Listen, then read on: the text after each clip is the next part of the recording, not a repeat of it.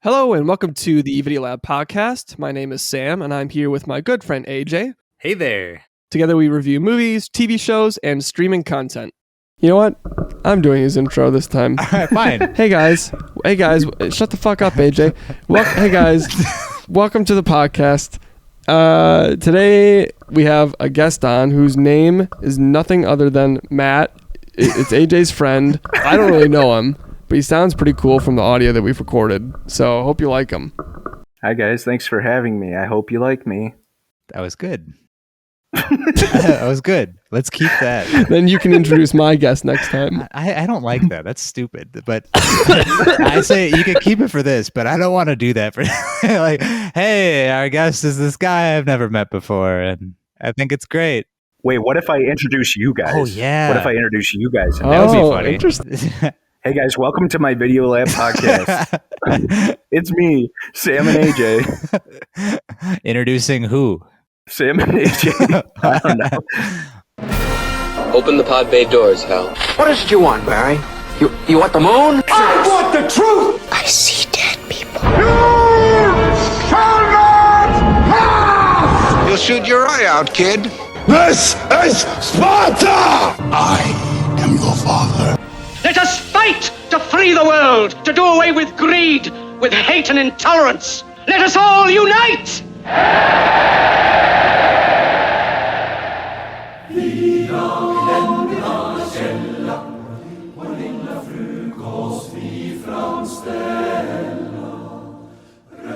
Four high school teachers consume alcohol on a daily basis to see how it affects their social and professional lives.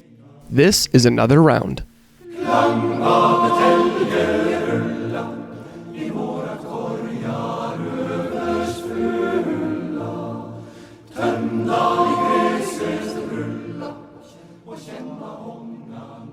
I'll just say right off the bat that I think what really disappoints me about this movie, I'm disappointed that there wasn't a more interesting story hook with the alcohol, because these guys, they even say it themselves, we're not the first group of people to like start day drinking. But that's what the movie is basically. They're like, oh, this is let's just try it and see what happens if we drink every day from 9 to 5. And then they suffer the negative consequences of that. And like, no shit. Yeah. Yeah, I kind of agree with that. I felt like they could have definitely done something more interesting with the whole premise about like the research, but it was really just like, yeah, a descent into alcoholism without any like, and they don't even like, it honestly feels at a point they don't fully commit because they still drink at the end. Like, none of them become like totally sober or anything like that. And that's what bothers me the most is it the message around it is kind of muddled. It wasn't like these guys became sober after the death of their friend or anything. It's just like at the end, Mads Mikkelsen's character is just drinking and partying again at the end. Like, I'm celebrating life again. It's fine. And so I think on the literal side of the story, I was a little disappointed by the hook here. I was waiting for something more interesting than just they progressively become more alcoholic while convincing themselves that they are not. I didn't have as much a problem with the storyline as you guys did, I don't think, in regard to needing to go into more of a creative, scientific way of using the alcohol or a different take on it. I think it was more done because the director wanted to explore the intricacies of the hardship of like life as you grow older. It's hard to maintain your passion or enthusiasm for certain things, or putting the time in to like care for your kids or your marriage or whatever it is. And that's the fact why they didn't, half of it's just on all of how the alcohol is affecting these guys' emotions or their relationships. And I loved the movie personally until the very end, where I agree up to that point. I was like, God, it's such a great way that they cut in between this black frame, pure black frame, with them typing of, let's try it, alcohol at this much, and then this much, and then this much. And we see how it's affecting each person. In some instances, it's a really awesome way, where it's like, oh, wow, Martin's really passionate at teaching again, or whatever, or the singing. And it's showing the different studies. But then at the end, it's like, okay, you see the super negative effect it could have too, and destroy a person's life by drinking too much. And yet, yeah, after the death of your friend, You're like, oh, let's go eat a pizza pie, and then we'll drink some more. Right. Hey, let's get hammered, guys.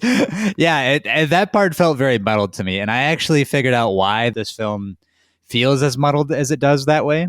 So before we were recording, I just, for shits and giggles, I decided to go into the IMDb trivia. And so the film is based on a play that the director had written, and it's originally supposed to be an ode to drinking culture in Denmark. And the story was originally supposed to be, quote, a celebration of alcohol based on the thesis that world history would have been different without alcohol. But so then the IMDb trivia takes a really dark turn. However, 4 days into filming, the director's daughter was killed in a car accident. And so following the tragedy, the script was reworked to become more life-affirming.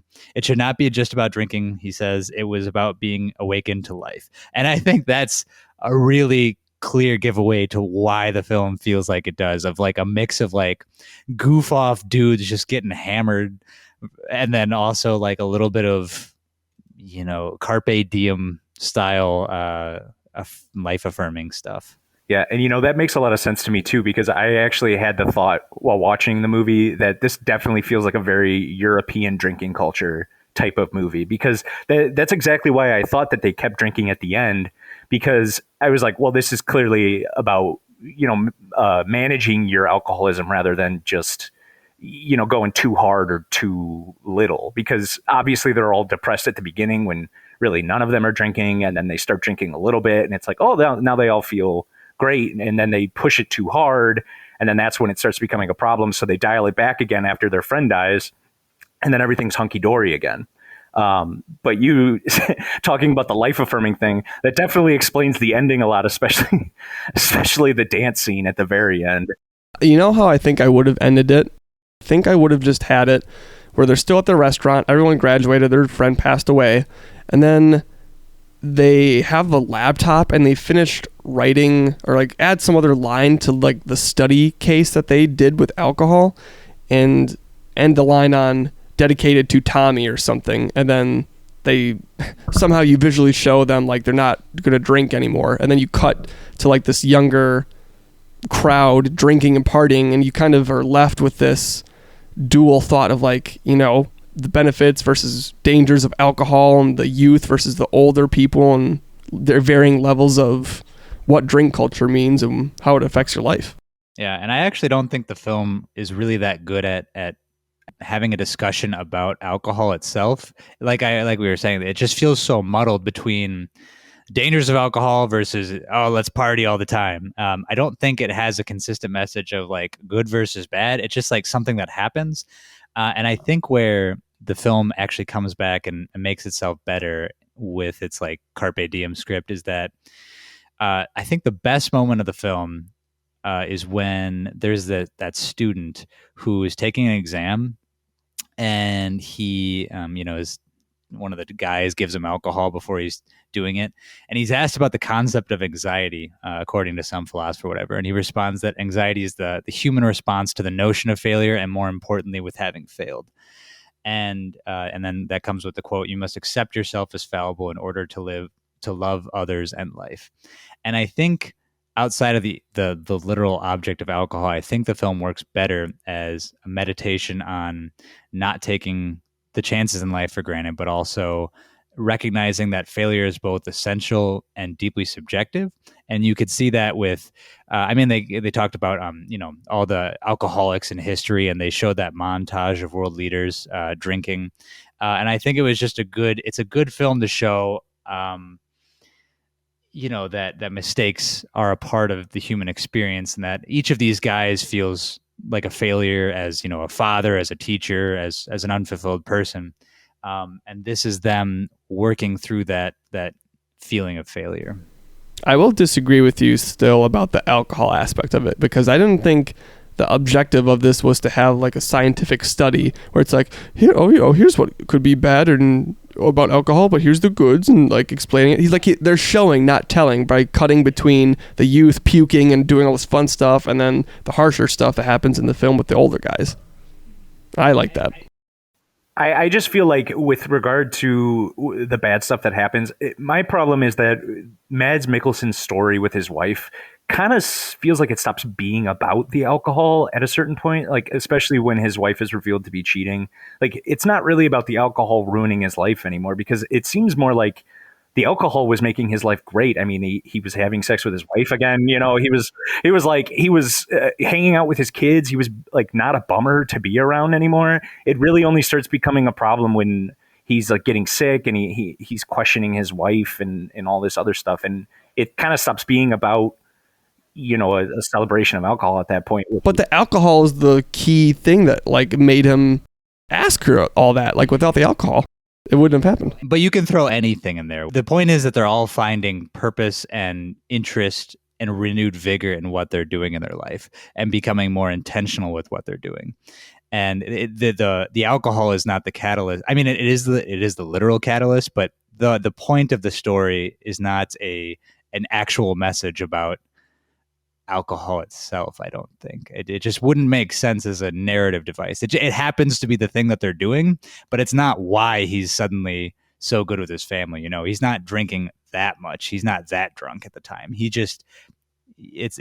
That's my What the fuck are you guys talking about? Alcohol. They start drinking the alcohol. They unravel themselves as human beings and start to uncover and unpack their problems. They get better at a certain point. They break because of it at a certain point. What the fuck are you talking about? Because the reason why is the message is so muddled on it. You know, it would make more sense if it was a clear, thorough line with the study. But there is no clear, thorough line with alcohol. Like sometimes it's good, sometimes it's bad. But the story isn't alcohol itself. The story is a story about alcohol. That's my issue. The story's about broken human beings.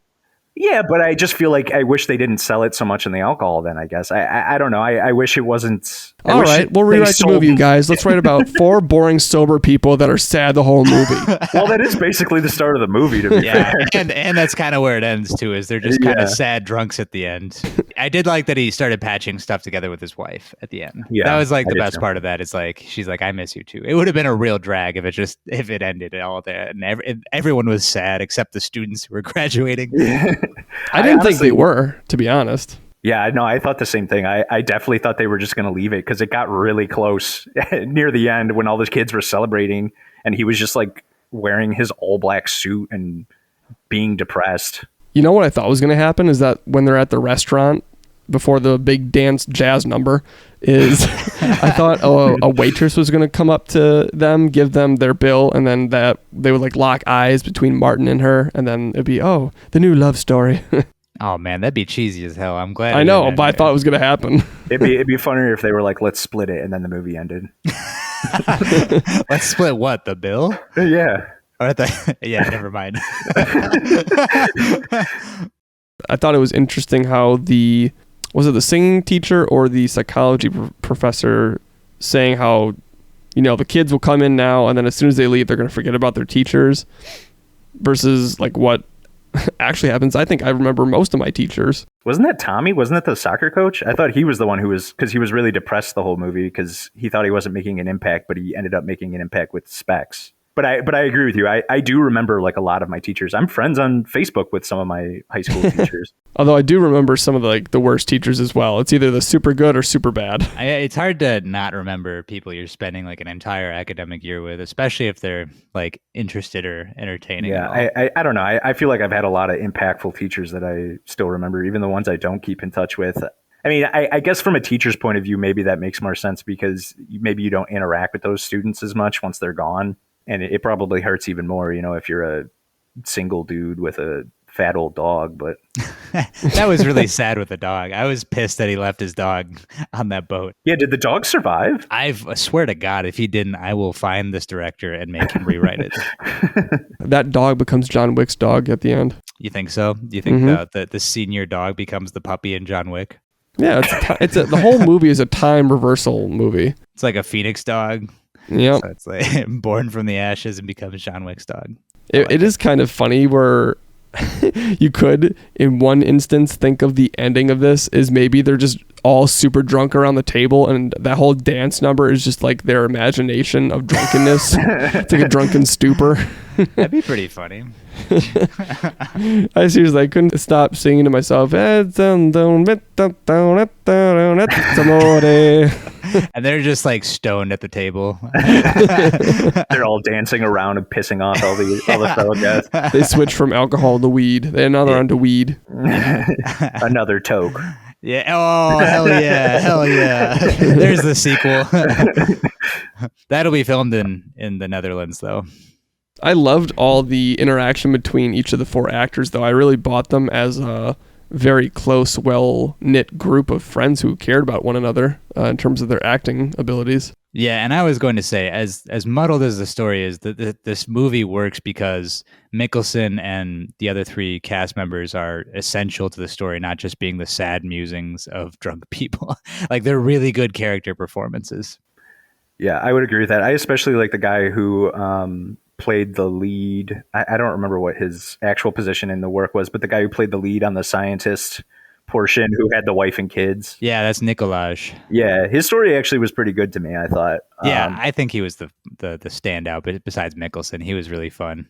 Another round piece of pie, it's amore. They're Italian. Yeah. That movie might be more compelling then. Yeah, the Danes are kind of like the Italians of the North, I hear. God, do you guys think you could day drink like these guys in terms of their secrecy and not like be afraid for losing your job? 100% no. Yeah. He gets to like 1.8 at one point? Like, yeah. What? I was astounded he wasn't in the hospital. Yeah, they were really freaking drunk. And first of all, I think people would be able to smell this really easily. I don't think you'd be able to hide it. And so I was always concerned for them, like, how is no one noticing this? Oh, and another thing, I really admire the banality of the Danish folks that they run into when they're like at the convenience store and they're just like falling over and like breaking bottles and shit. And the store clerk is like, oh, yikes. Like, come on, bud, let's not. Like, whereas I'm like, if that was in America, the store owner would like be beating him over the head, throwing him out of the store. Yeah. I mean, it was just so painful to watch when Martin, I think, begins drinking. He just opens a straight bottle of vodka and drinks it, no chaser. Yeah. I was like, ugh.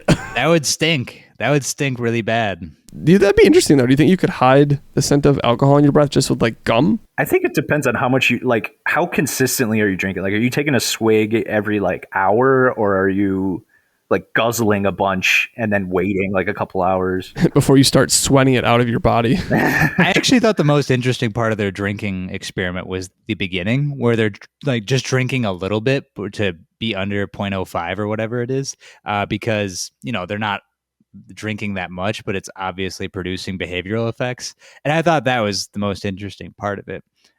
As they score that up, it just becomes like, oh, you guys are just day drinking now. Come on. See, and I thought that was enough for me to make the alcohol more interesting versus just like, hey, let's try drinking as much as we can and just see what happens. I mean, I think it's a natural spot for it to go. Like, where do you go with the film after the 0.05? I mean, it's just obvious because it's like the progression of drinking. No one stops at 0.05 and calls it a day. Yeah, right. Especially if you're starting to feel confident. Yeah, right. That's like 3/4 of a beer. It's a small little factor too, but I did like how each character has their own sort of alcohol to go to in the beginning, and I think maybe even in the second round before they start doing just a ton of different alcohols. For Martin, I think it's vodka. Let's see. For Tommy, it was like rum or something. For Magnus, it was wine. And then for sorry, I'm like reading their real names. Martin was vodka. Tommy was rum. Peter, I think, was... God, what was the piano teacher's? I don't even know where you're getting these from. Yeah, I just remember seeing it. I didn't notice this. Yeah. Nikolai was definitely wine. And then Lars was... I think it was some type of vodka or something too. At least initially, that's what I associated their characters with. I only remember them drinking like at the table together where they were all downing that wine. Yeah. But I'm proud of you for picking that up. That's a It's a cute detail. That's why they pay me the medium bucks. You know what? Thinking about that now too, it makes more sense because then they start moving into like cocktails and then absinthe, and then they're basically just like doing shots out of whatever bottle they can find. Dude, that was epic when they went to that one bar when they're at the point where they're just getting belligerently drunk and they're just stealing booze and they're going wild. Yeah, that was pretty funny. Yeah. Yeah. Reminds me of plenty of great times in my youth. And by youth, I mean like 3 years ago. Yesterday. And by youth, I mean later tonight. But again, if they were in America in that instance, they definitely would have gotten kicked out of the bar way before that, I think. Yeah, almost certainly.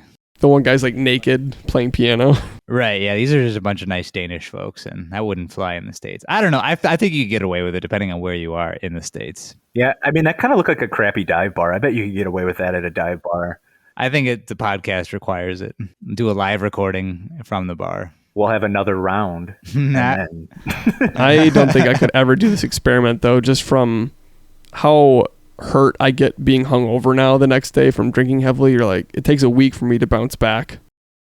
Yeah, that drinking that much is not worth it anymore past your prime youth. It's just, well, especially because we have like normal responsibilities now. It's different when you're like 20. Like, you have no responsibility. I don't care what you tell me. Nothing. I think that was like the most unrealistic part of the movie was that they didn't have enough hangovers. I mean, I know they were drinking consistently throughout the day, but these guys are all like 40 and none of them are like throwing up and dying. Like, come on. I guess one of them did die, but still. Yeah, but not from alcohol poisoning. He drowned. So. Yeah. So if you had to do this, though, what would be your drink of choice to get you to that 0.5 to 1.5 level if you had to for like a couple days consistently? Definitely wine. I think it would probably be whiskey. Really? Oh God, I think you two chose the worst two possible things you could. Well, yeah, look, you'd get hangovers, but you get there quicker. Like, I'm not interested in drinking like 8 beers. Like, it's just no. Yeah, and then you're gonna feel like gross. Yeah, you'll feel great. You'll be full. You know, like, you ever tried having more than like? I mean, this is how I am. If I have more than like 3 beers, I don't know the gluten or what, but I get like full and I like can't eat and I can't drink anymore. I mean, I love drinking beer, but to maintain a 0.05 all day, every day, that's not my choice. I need some like spirits or something, something. Well, it wouldn't take much to do a 0.05 either. You just take like a couple sips of whiskey or whatever. You'd get there easily. Like, but yeah, because like 0.08, like the legal drinking limit for driving in Wisconsin, that's basically like a beer and a half. Like, it's a very low bar. Yeah, I think that's a good point, actually, now that I think of it, because I was originally going to say, oh, let's just drink, a mojito every day, but that's also very sweet. So maybe I would just do a Long Island. Well, that'd get you drunk and you'd get gut rot. You don't want to choose something so sweet, like you can't choose like a margarita because then you just, yeah, it's too much sugar, Sam. God, actually, no, shots would be the easiest, wouldn't they? Just take a swig of tequila or something. Yeah, the swig of tequila would probably get you to the 0.05. Yeah. The only problem with doing tequila is maybe you get that confidence, but I feel like you would get too much confidence, at least in my case, with regards to tequila. I would just be like, I would be doing too much with those high school kids, and not in an incriminating way. They find you in the bathroom passed out. Clarification. If I had tequila, I'd just be going around doing that tequila song. Tequila. That wouldn't give you away at all. Yeah. Just walking into the classroom, just be like, tequila. Like in Ninja Turtles. That reminds me of the scene. God, I don't know if it's at the very beginning or if it's when they push themselves a little further to 1.8, where the gym teacher is like walking around and he goes to his area where he keeps his alcohol, Tommy, and he what is he? I have in my notes where he like throws his keys up in the air and just misses them completely. Yeah. That was pretty funny. I mean, it's hard to act drunk, so I wondered if they actually drank at all for any of those scenes. See, I have an answer for you for this. Oh, okay. It turns out that IMDb trivia here came absolute clutch. We learned the thing about the major tragedy with the director's daughter, learned that Denmark has high teenage drinking rates, and according to Mads Mikkelsen, there was not any alcohol involved on shooting days, yet offset there was some experimentation on what specifically would happen at 0.05, .08, and etc. There was even a little boot camp to monitor how speech and movements changed. But for the next level, the next crazy Charlie Chaplin level, like the .18 or whatever, the team watched a lot of YouTube videos. So that's how they did it. They just, and of course, I'm sure they've seen drunk people in their life. So they just that's what they did. I had wondered that too, because they were pretty convincing drunks. And I don't think I would want to get, I don't think I'd be able to act at like 1.8%, Right. Well, and that's the problem that's why they don't have people drink in actual film, because you have to do more than one take. And if you're just doing one take where you're just taking a sip of beer, you'll be drunk before the end of the shoot. I mean, yeah, if you suck as an actor, otherwise one take, I'm done. One and done. One and done, Sam. That's why I'm grade A. Sam, one and done, Troz. I mean, yeah, it sounds about right too for my drinking. You know what I just thought of when you guys were talking about not necessarily seeing all the pros and cons or dangers of alcohol in a clear light? When the singing teacher, Peter, is kind of coaching the one student who's trying to get into med school, but he's super anxious. Yep. And he's like, oh, you should take a couple of shots before your exam. I thought, what do you think, damage are you doing to this kid right now? You might be helping him in the short term, but in the long term might be turning him to an alcoholic medical person. Oh, 1,000%. Come on, what kind of message is that to the kid? Here, just take some drinks. That'll help you. Have you tried? In fact, when he first encounters the kid after he finds him upset, he's like, have you tried drinking? Not quite the place you want to start, that's probably. Terrible. What an awful message. This is why this movie feels so European, because I feel like they don't have the same issues with alcoholism America that would does, never fly in the just States as a movie message. Yeah, I've definitely been told by some people in my life to take a shot before an exam or a public speaking thing, but it was always a hush hush, really don't tell anybody I told you this sort of thing. But it still feels like he didn't really care about the consequences. And everybody who's ever told me to take a shot before a big important thing has always already been an alcoholic. So, which I guess again is in theme with this movie, but still. Yeah, no, this is just a movie about alcoholic guys and kids. All these kids are alcoholics. The kid who was I drink 5 days a week. That kid's an alcoholic. I'm sorry. It is interesting to contrast what each guy gets from doing the experiment too, because Martin gets his wife back ultimately, hopefully. Tommy loses his life, and Peter, whatever, his students remember him even more, and maybe he's dating a new girl. He's dating a girl at the end. And then Nikolai. Yeah. It was at the very end when they're at the table. Oh, that's right. What does Nikolai get out of it though?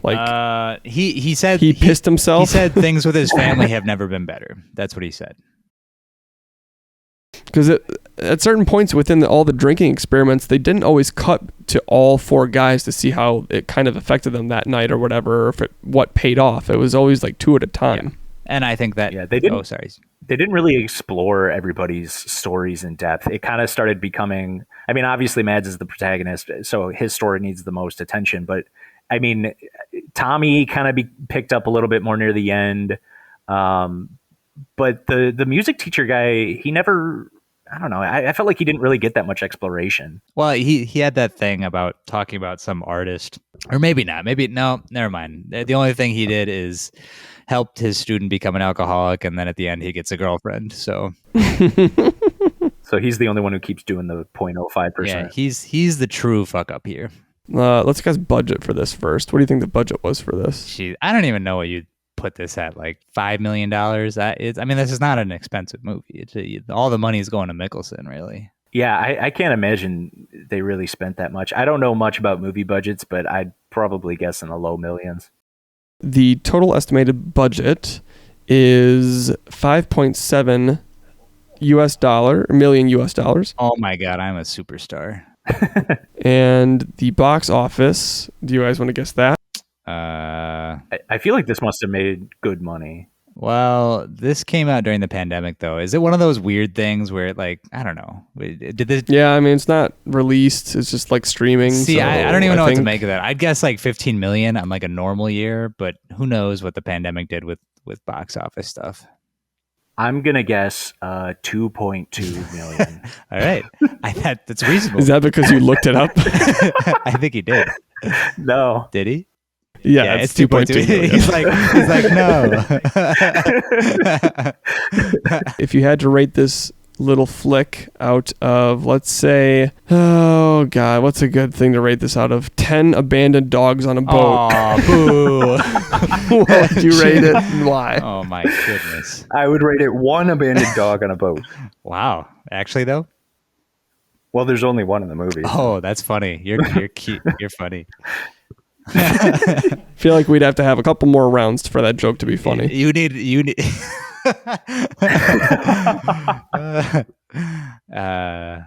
Fine, we'll switch it up. Out of 10 pissing the bed Nikolais, what would you give it? And would you recommend it to others? I like that one better. It makes me less sad. Yeah, that's a good one. I wavered on what I wanted for this. I'd give it between an 8.3 and an 8.5. The muddled narrative, it bothered me, but it's a good movie for what it is, and it's got some interesting performances and stuff. So around there. Yeah, I think the characters really carry this movie for me, so I'd at least give it a 7. Maybe on rewatch I'd give it more, but I think it's pretty solid as a character exploration.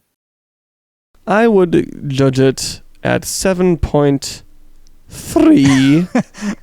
naked Nikolai's pissing the bed for the fact that the cinematography is good, acting is superb, and the story is pretty good up until the ending. It just doesn't, it's a mixed message that doesn't quite stick it. But up to that point, I was really digging it, and I was really involved in all the nuances of what alcohol means to culture and the good and bad of it, and all the varying levels of complicatedness that come with it. So yeah, I would definitely recommend it for others to watch. AJ, would you like to pose a question to our host? Yes, Matthew. Do you have any media that you've watched recently, whether it be a TV show or a movie that you would like to recommend to the audience?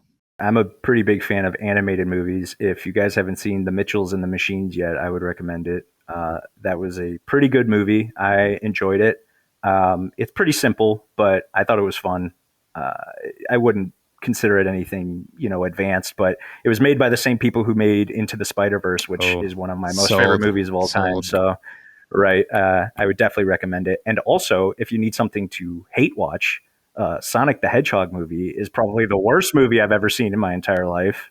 And I'd recommend it if you need something to get angry about. That'd be a fun one to do for the podcast, maybe. I liked before when they didn't fix his teeth and they looked extra human and they had to fix it. Honestly, the movie might have been better if they didn't fix it. Extra realistic teeth and a hedgehog. Yeah. Samuel, what movie are we watching next week? AJ, I'm so glad you asked, and I did pick out one about 10 minutes before this podcast, per usual. Oh, I'm so proud of you. And it's called The Woman in the Window. Oh man, Sarah's been trying to get me to watch that for weeks. And it looks like a horror thriller / horror vibe, and I know you love those movies, so I thought it'd be hilarious to make you watch it. Yeah, I told her I wasn't sure if I wanted to watch it because I might poop my pants. So now, now you have to. Yeah, I'm looking forward to it. As always, thank you everybody for listening to the Video Lab podcast. You can find my review for this movie and other movies at my blog, asajthinks.com. And be sure to rate and subscribe to the podcast wherever you are listening. Until next time, see ya. Peace. What a life. What a night. What a beautiful, beautiful ride. Don't know where I'm in 5, but I'm young and alive. Fuck what they are saying, what a life. It's okay that we living this way. Don't know where I'm in 5, but I'm young and alive. Fuck what they are saying, what a life.